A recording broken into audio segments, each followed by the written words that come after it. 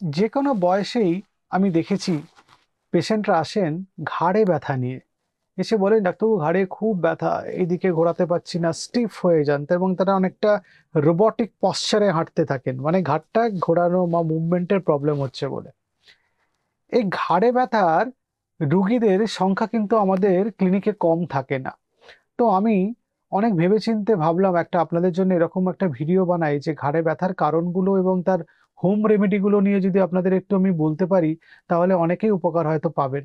কারণ বিভিন্ন সময়ে তো ঘাড়ে ব্যথা হতেই পারে, এবং এরকম পৃথিবীতে বোধহয় কোনো মানুষ নেই যে সারা জীবনে একবার না একবারের জন্য তারা ঘাড়ে ব্যথা এই রোগটা থেকে কোনো কষ্ট ভোগ করেননি। নমস্কার, আমার নাম ডক্টর এস এ মল্লিক, আমি একজন ফিজিশিয়ান। আমি ডায়াবেটিস, কোলেস্ট্রল, থাইরয়েড এবং ব্লাড প্রেশার এইসব রোগের চিকিৎসা করে থাকি। আজকে আমি আপনাদের সাথে ঘাড়ে ব্যথা নিয়ে আলোচনা করব। ঘাড়ে ব্যথা কেন হয় এবং কি ঘরোয়া পদ্ধতিতে আপনি ঘাড়ে ব্যথা থেকে মুক্তি পেতে পারবেন। প্রথমে আমি বলি যে ঘাড় এই শব্দটা খুব নন স্পেসিফিক। অনেকে এই অংশটুকুকে শুধু ঘাড় বলেন, অনেকে এই অংশের বাইরে পিঠের উপরের দিকের অংশটাকেও ঘাড়ের মধ্যে যুক্ত করেন। এখন যদি নেক বলি, নেক হচ্ছে আমাদের স্পাইনাল কর্ডের একটা অংশ, যার চারপাশে বিভিন্ন রকম মাসেল লেয়ার, ব্লাড ভেসেলস এইসব থাকে। নেক খুব ইম্পর্ট্যান্ট একটা জায়গা। এখানে প্রচুর নার্ভ থাকে, প্রচুর রক্তবাহ থাকে, অনেক ইম্পর্টেন্ট মাসল থাকে।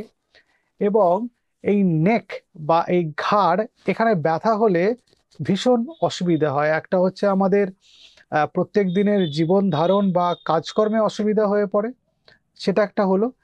আর একটা হচ্ছে ঘুমোতে যাওয়ার ক্ষেত্রে অসুবিধা হয়, যে শোয়ার সময় ঘাড়ে প্রচন্ড রকম ব্যথা হচ্ছে। ঘাড়ে ব্যথা হলে ফলে বিশ্রামও নিতে আপনি ঠিকভাবে পারবেন না, কাজকর্ম তো করতে পারছেনই না।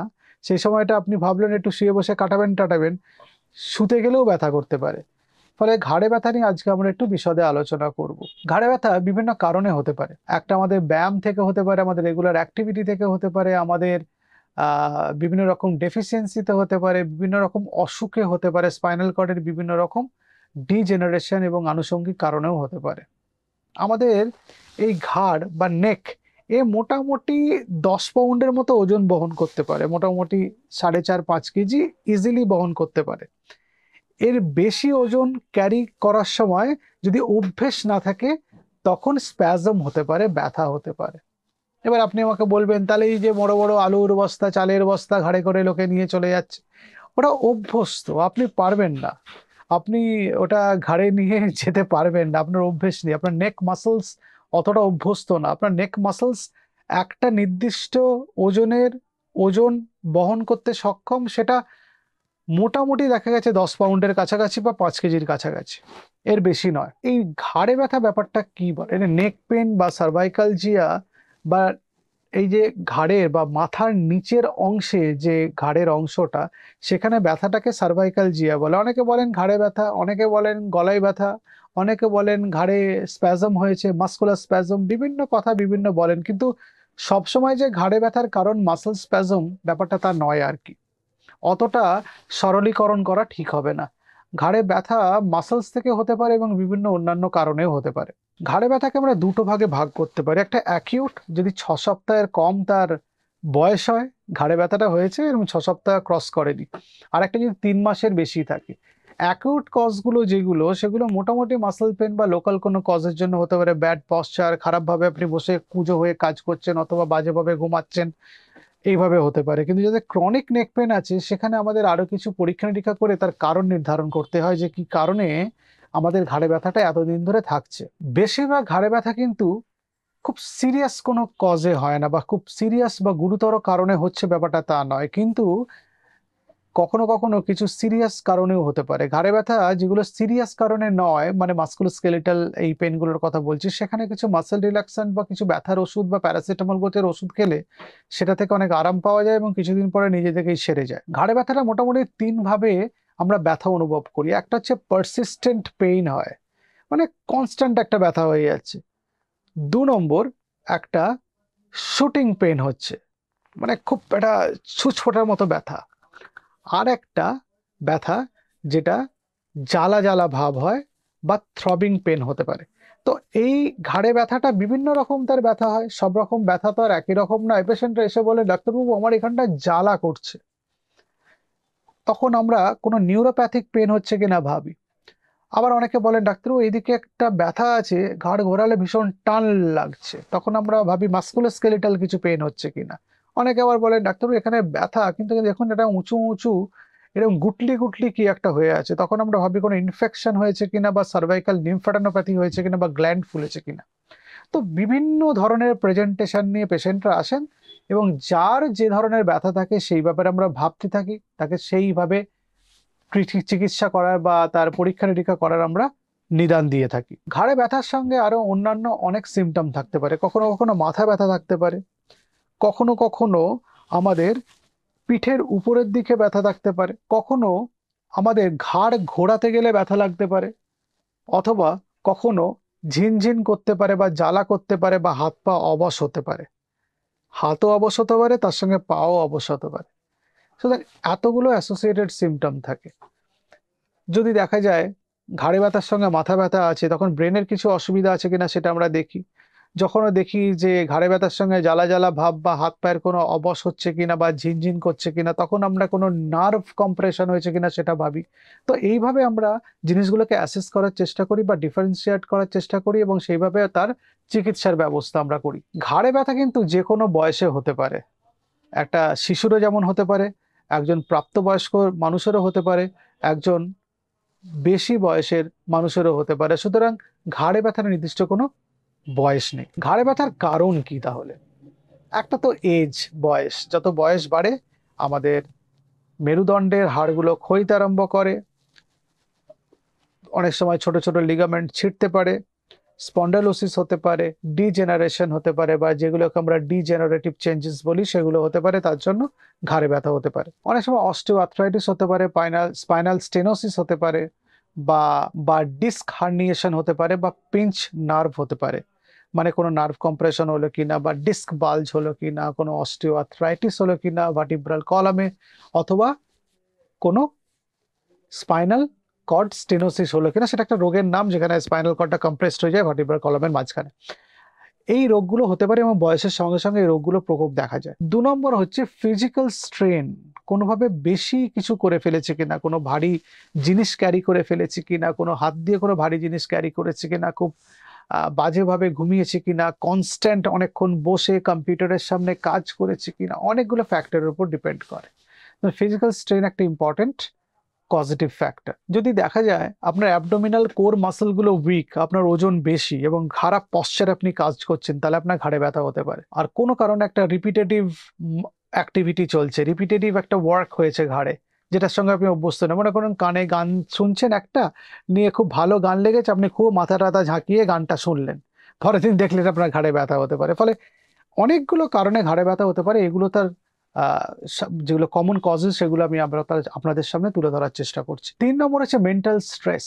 এবার আপনি আমাকে বলতে পারেন ডাক্তার মেন্টাল স্ট্রেস তো মেন্টাল ব্যাপার, তার সঙ্গে ঘাড়ে ব্যথার কি সম্পর্ক? আমরা যখন খুব মেন্টাল স্ট্রেসে থাকি, যখন খুব ভাবতে আরম্ভ করি অনেক জিনিসপত্র, আমরা নেক মাসলকে নিজের অজান্তে টাইট করে ফেলি।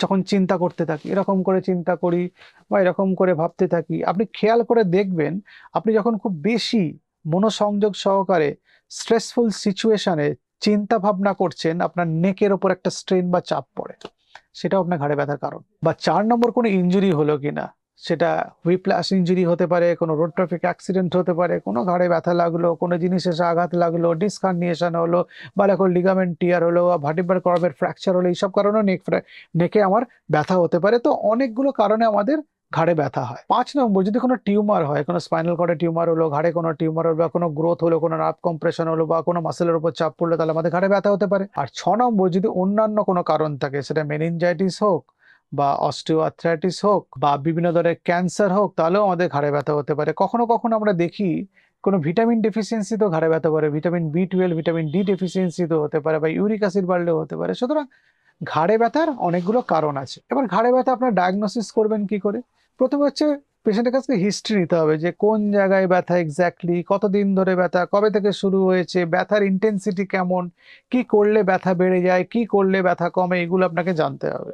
2 নম্বর, আপনাকে একটা ফিজিক্যাল এক্সামিনেশন করতে হবে, নেক মাসেল শক্ত হয়ে আছে কিনা, কোনো টিউমার আছে কিনা, কোনো গ্রোথ আছে কিনা, সেগুলো আপনাকে ফিজিক্যালি এক্সামিন করলে আপনি বুঝতে পারবেন। এবং কিছু কিছু ক্ষেত্রে এই ফিজিক্যাল এক্সামিনেশন এগুলো করে আপনি কিছু পেলেন না, বুঝতেও পারলেন না, তখন কিছু পরীক্ষা নিরীক্ষা করতে হতে পারে, কিছু ব্লাড টেস্ট করতে হতে পারে। যদি কোনো বাত বা অন্য কোনো কিছু ভাবেন বা আর্থ্রাইটিস কিছু ভাবেন, তাহলে কিছু ব্লাড টেস্ট করতে হতে পারে, বা আপনার কিছু ইমেজিং করতে হতে পারে, সেটা সিটি স্ক্যান, কোনো হাড়ে কিছু হলো কিনা সেটা দেখার জন্য সিটি স্ক্যান করতে পারেন, বা এমআরআই করতে পারেন। এমআরআই করলে muscle, nerve, blood vessels, spinal cord সবের ছবি পেয়ে যাবেন, তাতে অনেক ভালো করে বুঝতে সুবিধা হয়। অনেকের কি হয়, এমআরআই করা যায় না বিভিন্ন রকম কারণে, ক্লস্ট্রোফোবিয়া আছে বা কিছু, তখন ইলেকট্রো ডায়াগনস্টিক কিছু টেস্ট আছে, সেগুলোর মাধ্যমে আমরা বুঝতে পারি যে আমাদের মাসল নার্ভের কোঅর্ডিনেশনের কোনো প্রবলেম হচ্ছে কিনা, বা মায়োগ্রাফিও করতে পারি। সেটা আমরা পেশেন্ট টু পেশেন্ট দেখে আমরা ডিসাইড করি, তখন তাদের করতে বলি। এই ঘাড়ে ব্যথা হলে শুধু তো ডায়াগনোসিস করলে হবে না, আমাদের তার চিকিৎসার ব্যবস্থা করতে হবে। তো আমরা পেশেন্টদের প্যারাসিটামল, মাসেল রিল্যাক্সেন্ট, অনেক সময় কিছু painkiller, muscle relaxant gel, এগুলো অ্যাপ্লাই করার কথা বলি। সেগুলো দিলে পেশেন্টদের অনেক সময় সুবিধা হয়। পেশেন্টদের অনেক সময় এক্সারসাইজ করতে বলি, কিন্তু ঘাড়ে ব্যথা যখন অ্যাকিউট আছে, অ্যাক্টিভ আছে, তখন এক্সারসাইজ করলে ব্যথা বেড়ে যেতে পারে। যখন একটু কমে গেল, নেক মাসেলগুলো পাওয়ার বাড়ানোর জন্য বা মাসেলের পাওয়ার বাড়ানোর জন্য আমরা কিছু এক্সারসাইজ করতে বলি। 3 নম্বর, টেন্স বা ট্রান্সকিউটেনিয়াস ইলেকট্রিক থেরাপি বলে এটাকে, ট্রান্সকিউটেনিয়াস ইলেকট্রিক নার্ভ স্টিমুলেশন বলে অ্যাকচুয়ালি। সেটা করলে অনেক সময় পেশেন্টদের ব্যথা কমে, আসলে নার্ভ রিসেপ্টরগুলোর ওপর কাজ করে এবং পেন সেন্সেশন অনেকটা কমে যায় এটা দিলে। ফলে এই থেরাপি অনেক সময় আমরা পেশেন্টদের অ্যাপ্লাই করতে বলি, ফিজিওথেরাপিস্টরা এটা দিয়ে থাকেন। কখনো কখনো স্টেরয়েড ইনজেকশনের কথাও বলতে হয়, কিন্তু খুব কমনলি আমরা স্টেরয়েড ইনজেকশন প্রেসক্রাইব করি না। কিছু কিছু অল্টারনেটিভ থেরাপি আছে, যেমন পাংচার আছে, আকুপ্রেশার আছে, চিরোপ্র্যাক্টর আছে, এগুলো আমরা কখনো কখনো পেশেন্টদের বলি এবং তাতে পেশেন্টদের অনেক সময় ভালোও হয়। সুতরাং এই জিনিসগুলোও যে অবজ্ঞা করে দেওয়া বা ফেলে দেওয়ার মতো ব্যাপার তা নয় কিন্তু। বা একদম কোনো কারণে ব্যথা কমছে না, এমন নার্ভ কম্প্রেশন হয়ে আছে, কোনো ওষুধে তার উপকার পাওয়া যাচ্ছে না, তখন আমরা পেশেন্টকে বলি যে আপনারা একটু সার্জিক্যাল ওপিনিয়ন নিন, যে কোনো সার্জারি প্রয়োজন হলে সেটাও করিয়ে নিতে পারেন। বাড়িতে হোম রেমেডির জন্য কখনো কখনো পেশেন্টদের বলি যে আপনারা একটু গরম সেঁক নিতে পারেন বা একটু ঠান্ডা সেঁক নিতে পারেন, যেটা পেশেন্টরা যেটাতে যেভাবে আরাম পান আর কি। ঠান্ডা সেঁক নিতে মানে বরফ নিতে সেঁক নিতে পারেন কাপড়ে জড়িয়ে, অথবা কোনো ফ্রোজেন কিছু বাড়িতে ভেজিটেবলস বা কিছু একটা প্যাকেটে রাখা আছে সেটা দিয়েও সেঁক দিতে পারেন। কোনো একটা ভাবে যেটা উপকার পাওয়া যায় সেটা আপনারা করতে পারেন, এতে অনেক সময় উপকার পাওয়া যায়। বা 3 নম্বর, আমরা কখনো কখনো পেশেন্টদের বলি কিছু এক্সারসাইজ করুন যাতে নেক মাসেলস গুলো একটু শক্ত হয়, যাতে আপনার ঘাড়ে ব্যথাটা কম হয়। 4 নম্বর হচ্ছে অনেকে স্ট্রেস কমলেও আমাদের ঘাড়ে ব্যথা কমে, তার জন্য মেডিটেশন করতে বলি, সেটা মাইন্ডফুল মেডিটেশন হতে পারে, বা কিছু যোগা করতে বলি, তাতে অনেক সময় স্ট্রেস কমে। কারো আউটডোর অ্যাক্টিভিটি করতে বলি, কেউ বই পড়ে স্ট্রেস কমাতে পারেন, তাতেও কিছু সুবিধে না হলে কাউন্সেলিং করাতে পারেন, কিন্তু স্ট্রেসটা আপনাকে কমাতে হবে। আর 5 নম্বর হচ্ছে স্মোকিং কমানো। স্মোকিং দেখা গেছে নেক পেনের সঙ্গে ডাইরেক্টলি রিলেটেড, বিভিন্ন বৈজ্ঞানিক গবেষণায় প্রমাণিত। মানে স্মোকিং আপনি যদি ছাড়তে পারেন, আপনার ঘাড়ের ব্যথা অনেকটা কমে যাবে। এবার অনেকে জিজ্ঞেস করেন, ডাক্তারবাবু ঘাড়ের ব্যথা যাতে না হয় তাহলে কি করব? তার জন্য কতগুলো জিনিস আপনাকে ফলো করতে হবে। 1 নম্বর, ভালো পশ্চার আপনাকে বসতে হবে, সোজা হয়ে বসতে হবে, সিদ্ধাটা সোজা করে। বসার সময় বেঁকে চুড়ে এরকম করে অনেকে বসেন, এরকম এরকম করে না, প্রপারলি সিদ্ধাটা সোজা করে আপনাকে বসতে হবে, যাতে স্পাইনের ওপর বা সিদ্ধারের ওপর চাপ কম পড়ে। 2 নম্বর, ঘুমানোর সময় ভালো করে ঘুমাতে হবে, বেঁকে চুড়ে না, ভালোভাবে সোজা করে ঘুমাতে হবে।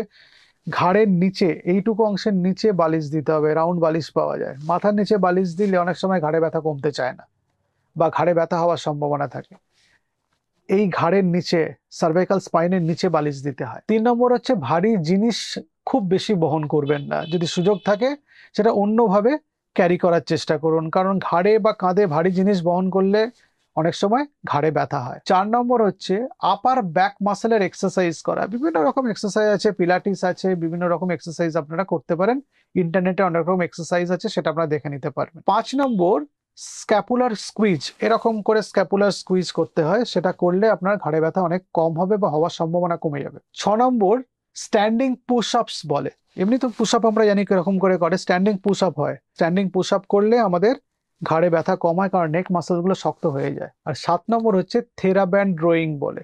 থেরাব্যান্ড যে কিনতে পাওয়া যায় ওইটাকে দরজার নবে লাগিয়েও করতে পারেন, এরকম করে যেরকম করে রোয়িং করে এরকম করে টেনে টেনে রোয়িং মতো করতে পারেন, তাহলে মাসলস গুলো শক্ত হয়, তার জন্য ঘাড়ে ব্যথা কম হয়। তাহলে ঘাড়ে ব্যথা হলে কখন ডাক্তারবাবুর কাছে যাবেন? কারণ ঘাড়ে ব্যথা হলে সবসময় তো ডাক্তারবাবুর কাছে যেতে হয় না, কখন কখন ডাক্তারবাবুর কাছে যাবে? যদি অ্যাক্সিডেন্টের পরে হয়, যদি ব্লাডার বা বাওয়েল আনকন্ট্রোল হয়ে যায়, যে নিজে থেকে ইউরিন পড়ে যাচ্ছে বা পটি বেরিয়ে যাচ্ছে, যদি মাথা ব্যথা বা মাথা ঘোরা বা গা বমি বা বমি হয়, যদি চিলস বা ফিভার থাকে, যদি হাতে পায়ে ঝিনঝিনে ভাব থাকে, পায়ে উইকনেস হয় এবং আপনি ঠিকমতো হাঁটতে পারছেন না, পা জড়িয়ে যাচ্ছে, যদি ওভার দ্য কাউন্টার মেডিসিনেও আপনি ভালো হননি, যদি 7 দিনের বেশি ঘাড়ে ব্যথা আছে, কোনো কারণে কমছে না, তখন ডাক্তারের কাছে যেতে হবে। সুতরাং ঘাড় আমাদের একটা খুব ইম্পর্টেন্ট অর্গান, যেটা নেক। যখন ব্যথা থাকে না, কত কাজ করি আমরা নেক দিয়ে বলুন? এদিকে মাথা ঘুরিয়ে নিচ্ছি, ওইসব করছি, ওপরে দেখছি, নিচে দেখছি, জিনিসপত্র বহন করছি, ফোন ধরছি। সুতরাং এটাকে ঠিক রাখতে হবে, তার জন্য মাঝে মাঝে ব্যায়াম ট্যায়াম করে এটাকে একটু সুস্থ সবল রাখতে হবে, যাতে ঘাড়ে ব্যথা আমাদের না হয়, বা কম বেশি ঘাড়ে ব্যথা থাকলে সেটা থেকে আমরা মুক্তি পেতে পারি। নমস্কার।